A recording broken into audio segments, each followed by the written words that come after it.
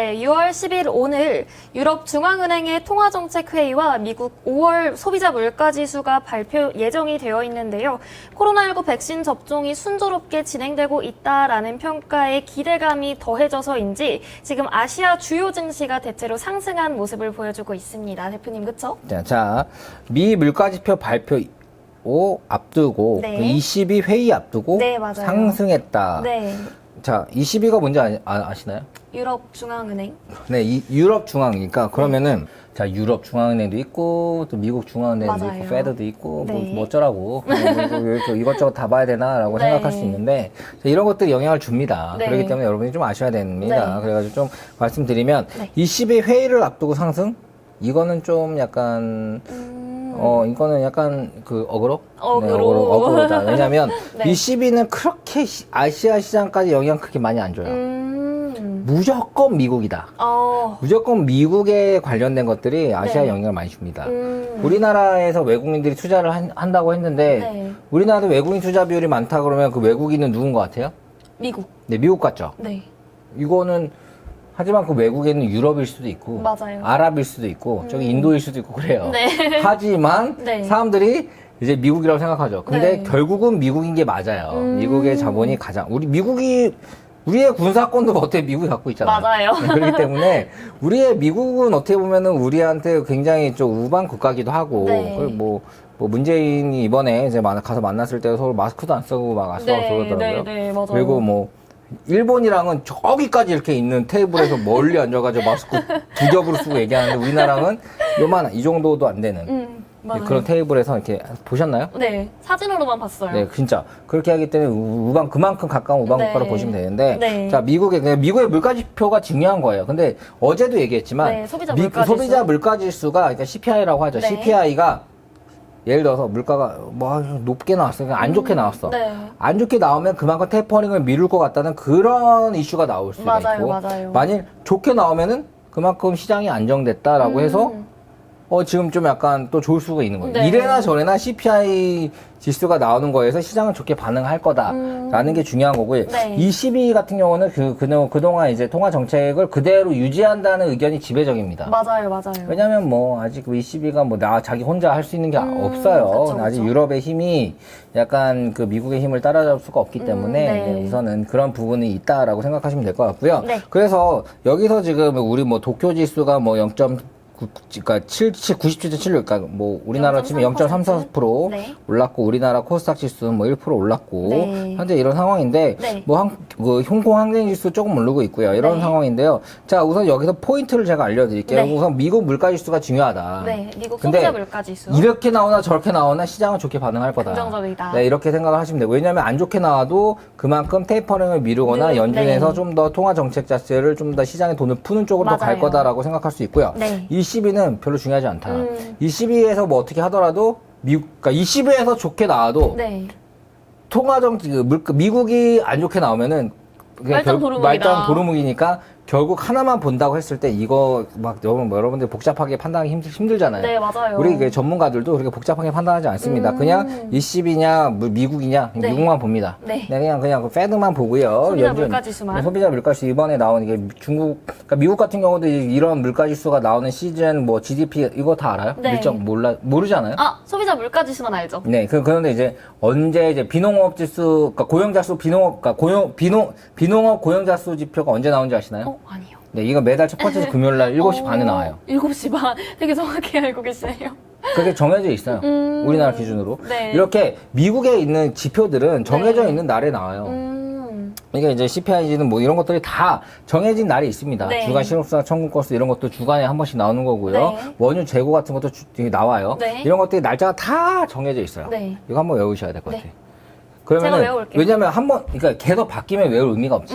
하지만 그쵸. 한 번 정해져 외우면 있으니까. 계속 똑같다면은 외울 필요가 있죠. 네. 매달 첫 번째 주 금요일 7시 반에 이제 이게 나오는구나 라고 생각하면은 한 번 외울만 하잖아요. 비농업 고용지수. 네, 고용, 넌팜이라고 하죠. 네. 이런 것들이 시장의 방향성을 하는 굉장히 중요한 거라고 네, 했습니다. 맞아요. 자, 이런 것도 뭐 CPI 지수 같은 경우 지금 테이퍼링을 하는 입장에서는 연준의 역할이 두 가지라고 했어요. 네. 고용 고용 증대. 증대. 그리고 두 번째 물가 안정. 네. 물가가 굉장히 높아지는 것 같으면 연준에서도 빠르게 지금 테이퍼링을 할 수가 있겠죠. 그런 거기 때문에 굉장히 좀 뭐라 그러지? 좀 약간 부담을 주니까 CPI 네. 지수가 중요한 건데 어떨 때는 뭐 CPI 지수가 별로 중요하지 않을 때도 있어요. 근데 지금은 좀 중요하다라고 네. 체크할 수 있는 건데 네. 이런 상황을 봤을 때 22를 갖다 넣은 거는 22가 뭔가 하고 클릭한 사람이 더 많지 않았을까?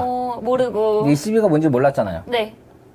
알았어요? 알고 있었어요. 유럽중앙은행. 그러니까 이거는 국제학부를 나왔으니까 좀 알 수가 있는 건데 그것도 겉핥기지. 아니에요. 예, 유럽- 이 정도는 알죠. 그럼 유럽 중앙의 총리가 누구예요? 다 네이버에 검색하면 나오지 않나요? 아, 네. 알겠습니다. 자, 근데 이게 네. 어떻게 보면 원래 당연한 거예요. 음, 뭐 독일의 뭐 메르겔 총리다, 맞아요. 뭐다, 뭐 22의 뭐다 이런 것들이 여러분들이 다 알아. 뭐 알고도 누가 바뀌면 또 어떤 정책을 하게 될지 이런 것들을 다 알 필요가 있을까? 라는 생각이 듭니다. 왜냐면 맞아요. 여러분들에게 모든 걸 다 가르쳐 준다고. 그래서 우리가 이제 물리 공식들 같은 경우도 굉장히 많고 네, 새로운 많아요. 그런 것도 많지만 네. 다 할 필요가 없죠. 네. 하지만 뭐 기본적으로 우리가 알아야 될 것들 알면 좋은데 우리가 네. 투자를 하는 사람들 입장에서는 미국의 지금 현재 그 페드 의장이 누군지는 알아야지. 누구죠?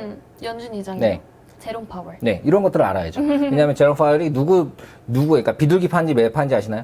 비둘기 파요. 비둘기파. 비둘기파는 돈을 뿌리는 파. 네. 매파는, 모르겠다. 그냥 그런 거 신경 안 쓰고 내 마음대로 하는 파. 이런 걸 매파라고 모르겠다. 하는데, 네. 이런 것들을 봤을 때 비둘기파다. 뭐 이렇게 하다. 이런 것들은 좀 알아셔야 되는데, 그걸 네. 좀 정리를 해드리면은, 네. 지금 현재 제롬 파웰은 비둘기파입니다. 네. 돈을 뿌려서 시장을 활성화시키고, 네. 그리고 경제를 활성화시키고, 고용을 증대시키겠다는 목표가 강력한 사람이에요. 네. 그게 더 강력한 사람인데, 자네 앨런인데, 지금 재무장관. 네. 그 현재 제롬 파웰 이전에 페드 의장이 자넷 앨런이었는데 네. 자넷 앨런이 그걸 관두고 끝나고 그 다음에 재무장관을 하고 있어요. 네. 이 둘이 이게 콩짝이 맞을 수밖에 없겠죠. 이런 그쵸, 상황에서는 경기 부양책은 계속 나온다라고 맞아요. 보시면 되는데 네. 그런 상황에서 소비자 물가지수도 그냥 해석하기 나름인데 해석을 좋게 분명히 하고 네. 시장에 활성화시키기 위한 돈을 뿌리기 정책은 계속 갈 거고 테이퍼링은 네. 최대한 늦추기 위한 노력을 할 거다. 네. 금리 인상도 최대한 천천히 갈 거다라고 네. 여러분들이 아시면 됩니다. 자, 그리고 22 같은 경우는 중요할 때도 있지만 지금 상황에서는 별로 중요하지 중요하지 않다. 않다. 그리고 22의 영향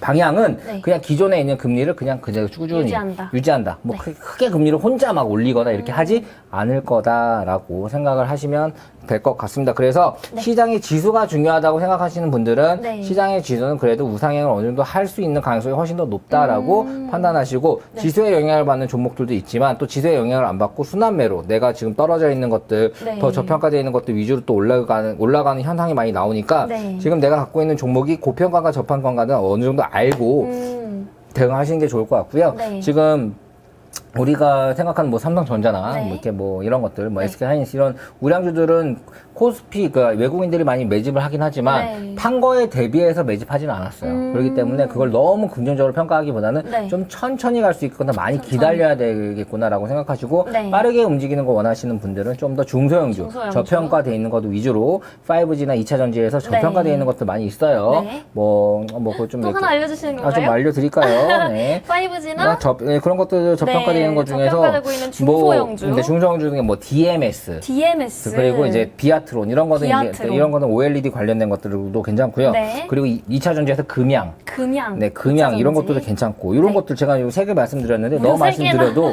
여러분들이 좀 헷갈릴 수 있으니까 맞아요. 이런 종목들 같은 경우가 굉장히 저평가되고 괜찮고 영업이익률 그냥 쭉쭉쭉 올라오고 있는 기업이거든요. 네네. 이런 것들 여러분들이 좀 유심히 보는 게 훨씬 더 낫다. 네. 그리고 다른 이제 지수에 너무 신경 쓰지 말아라. 지수가 맞아요. 아주 폭락하고 코로나처럼 망가지지 않는 이상 크게 신경 안 써도 된다라고 네. 좀 말씀 한 번 더 드리고 싶고요. 네. 22에 관련된 것들은 페드에 대해서 훨씬 더 뒤쳐져 있는 힘이 있기 때문에 22는 그냥 동결할 것 같다고 생각하고 22에서 금리 인상을 화끈하게 한들 큰 시장의 영향은 없을 거다. 유럽 시장의 영향이 있겠지. 네, 그렇죠. 하지만 우리나라 시장까지 영향이 크게 오질 않을 거다. 왜냐면 유럽 시장 끝나고 바로 미국 시장 있고 그 다음에 맞아요. 우리나라 열리니까 네, 맞아요. 순서가 그래요. 그러기 때문에 유럽 시장을 했는데 유럽 시장이 좋았는데 미국 시장이 안 좋아 버리면 우리나라에 안 좋은 거 안 영향 좋은 거죠. 네, 그렇기 때문에 유럽 시장이 안 좋았는데 미국 시장이 좋으면은 뭐 당연히 우리나라 좋겠죠. 네. 이렇게 이어지기 때문에 너무 22에는 크게 신경 쓰지 않아도 된다라고 된다. 좀 잡아드리고 싶습니다. 네.